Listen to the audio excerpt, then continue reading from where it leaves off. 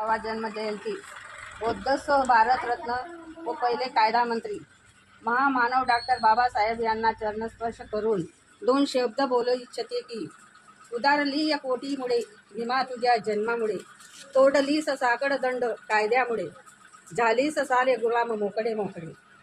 त्या पहिल्या गुलामपैकी माझा आदिवासी समाज होता, तरी बाबासाहेबांची अंमलबजावणी झाल्यामुळे मी आज आदिवासी महिला सरपंचपदी असून आणि आपल्या देशातील आदिवासी महिला राष्ट्रपती असून केवळ फक्त बाबासाहेबांनी संविधानमुळे घडले।